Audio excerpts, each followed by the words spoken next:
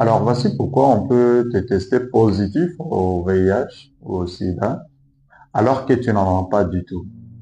Ce que nous devons savoir à propos du VIH-Sida, c'est que lorsque les patients ou les patientes viennent et pour des tests de dépistage, la plupart viennent juste après une blessure, juste après avoir fait des rapports sexuels et non protégés.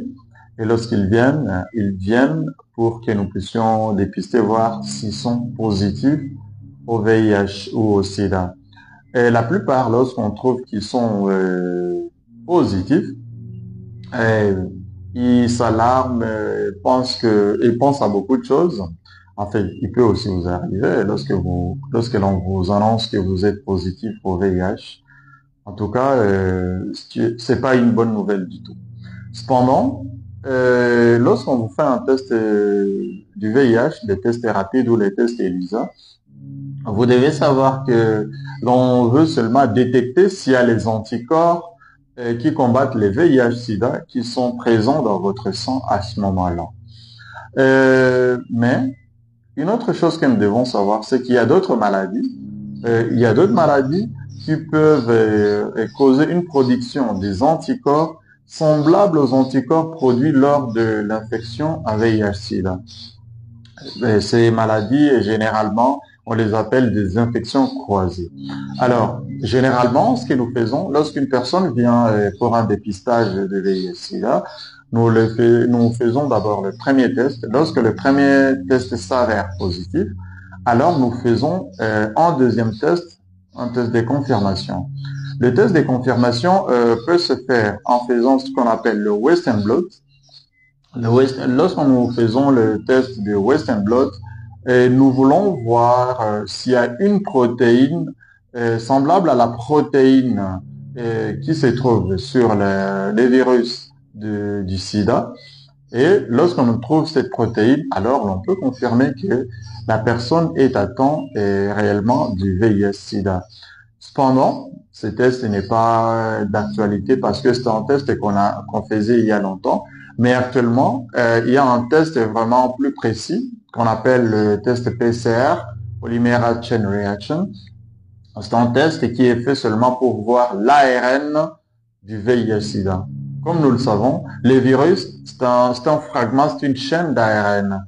Cette chaîne d'ARN qui arrive dans la cellule humaine et il se transforme en ADN viral et puis s'intègre dans l'ADN humain et commence à se multiplier pour produire beaucoup de virus qui vont s'attaquer à d'autres cellules, ça nous le dirons dans une autre vidéo.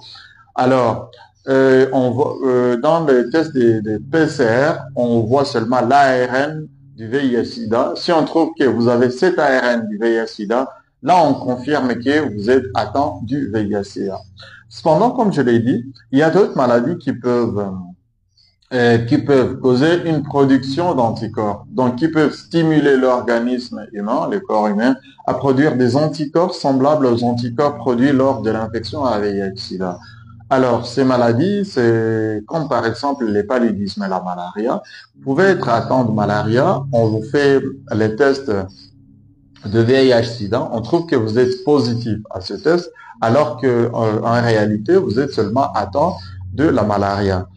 Et vous pouvez être infecté par un virus qu'on appelle l'Epstein-Barr. Lorsque vous êtes atteint du virus Epstein-Barr, on peut aussi vous faire un test du VIH-Sida. On va trouver que vous êtes positif alors qu'en réalité, c'est seulement une infection par ces virus d'Epstein-Barr.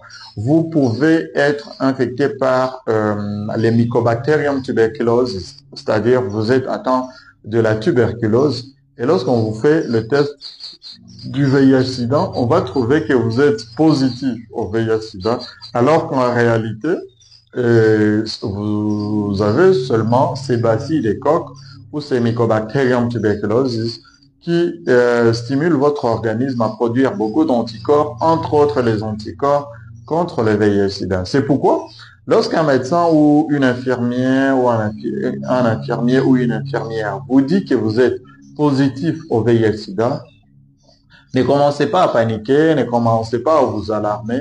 mais plutôt demandez-lui de vous faire un deuxième test, un test de confirmation, et c'est après le test de confirmation que vous pouvez être sûr que vous êtes atteint du VIH-Sida ou que c'était un problème de ces réactions croisées. À part la tuberculose que j'ai énumérée, à part l'Epstein-Barr, à part les paludismes, il y a plein d'autres maladies comme les lupus érythémateux disséminés, comme une femme enceinte. On peut vous trouver positif au HIV, au VIH, alors qu'en réalité, vous êtes seulement enceinte. Et donc, n'oubliez pas, lorsque vous avez couché avec un gars, lorsque vous avez couché avec un homme, et que plus tard, vous venez faire un test de dépistage et qu'on trouve que vous êtes positif au VIH, en tout cas, n'en faites pas un problème, n'en faites pas des polémiques. Sachez seulement que ça peut aussi être ainsi une réaction croisée avec les anticorps produits lors de la grossesse. Une autre chose, lorsqu'on vous teste, donc on trouve que vous êtes enceinte et qu'après on trouve que vous avez, on fait un dépistage du VIH/SIDA, qu'on trouve que le test du VIH/SIDA est positif, là aussi ne vous alarmez pas, ne paniquez pas.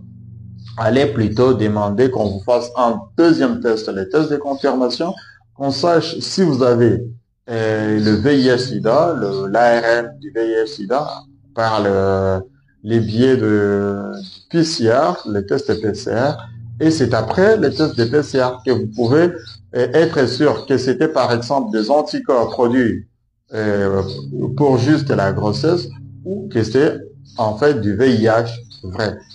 Voilà, je pense que cette vidéo vous aura aidé. Si tel est le cas, alors n'oubliez pas de cliquer sur j'aime et sur favoris. Et moi, je vous dis à très bientôt.